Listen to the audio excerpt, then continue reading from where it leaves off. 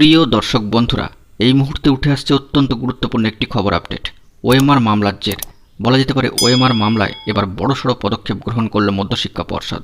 অত্যন্ত গুরুত্বপূর্ণ খবর আপডেট থাকছে এই ভিডিওতে, তাই অবশ্যই ভিডিওটিকে শেষ পর্যন্ত দেখে নেবেন এবং চ্যানেলটিকে সাবস্ক্রাইব করে নিয়ে সঙ্গে থাকবেন। বন্ধুরা, ওএমআর মামলায় বড়সড় পদক্ষেপ গ্রহণ করল মধ্যশিক্ষা পর্ষদ। অত্যন্ত গুরুত্বপূর্ণ খবর উঠে আসছে, শেষ পর্যন্ত শুনে ভিডিওটি বোঝার চেষ্টা করবেন ও চ্যানেলটিকে এখনই সাবস্ক্রাইব করে রাখবেন।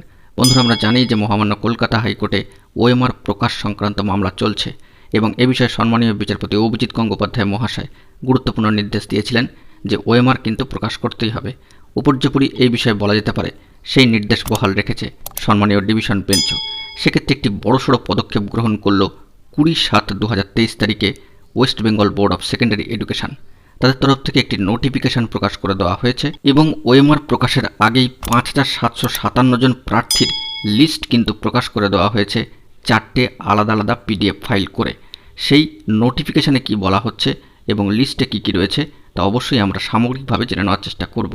বন্ধুরা, সরাসরি অন স্ক্রিনে দেখতে পাচ্ছেন সেই মধ্যশিক্ষা পর্ষদের 20/7/2023 তারিখে প্রকাশ করা যে অফিসিয়াল নোটিফিকেশান, সেটি 20/7/2023 তারিখে West Bengal board of secondary এডুকেশনের তরফ থেকে একটি নোটিফিকেশান প্রকাশ করে দেওয়া হয়েছে এবং বাঁ হাতের দিকে তার মেমো নাম্বারও কিন্তু রয়েছে। এই নোটিফিকেশানে যে বিষয়টি উল্লেখিত হচ্ছে তা হলো in compliance with the order dated 7/7/2023 passed by the honourable justice Abhijit Gangopadhyay of Calcutta high court in the matter. এখানে কেস নাম্বারও দিয়ে দেওয়া হয়েছে অফ WPA 5406/2022। এখানে গুরুত্বপূর্ণ কেস স্ট্যাটাসের যে নাম্বারটি সেটিও দিয়ে দেওয়া হয়েছে। পাশাপাশি এখানে কিন্তু বলা হয়েছে যে 5757 জন ক্যান্ডিডেট যারা সরকারি এডেড ও সরকারি সাহায্যপ্রাপ্ত বিদ্যালয় অ্যাসিস্ট্যান্ট টিচার হিসেবে কর্মরত, যারা মধ্যশিক্ষা পর্ষদের দ্বারা অ্যাপয়েন্টেড হয়েছিলেন, অর্থাৎ মধ্যশিক্ষা পর্ষদের দেওয়া অ্যাপয়েন্টমেন্টের নিরিখে যারা জয়েন করেছিলেন তাদের কিন্তু লিস্ট দিয়ে দেওয়া হচ্ছে।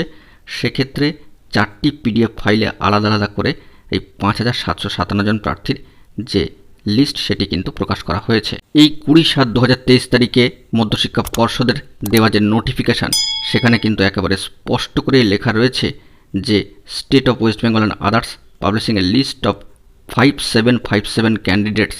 এখানে কিন্তু 5757 জন ক্যান্ডিডেটের যে লিস্ট বা তালিকা সেটি দেওয়া হয়েছে 4টি ফাইলে। এক্ষেত্রে বলা প্রয়োজন যে প্রথম ফাইলে 1004 জন প্রার্থীর যে বিবরণ সেটি রয়েছে, দ্বিতীয় ফাইলে 1005 থেকে 2509 জন প্রার্থীর বিবরণ রয়েছে, তৃতীয় ফাইলে 2510 জন থেকে 4004 জন প্রার্থীর বিবরণ রয়েছে এবং চতুর্থ ফাইলে রয়েছে 4005 থেকে 5757 জন প্রার্থীর যাবতীয় বিবরণ।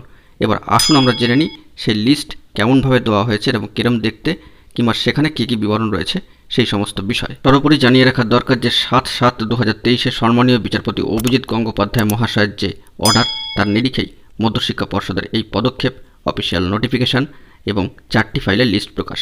এখানে কিন্তু list of the assistant teacher 11-12 appointed vide recommendation of WBSSC file 1, 2, 3, 4 করে কিন্তু দিয়ে দেওয়া হয়েছে।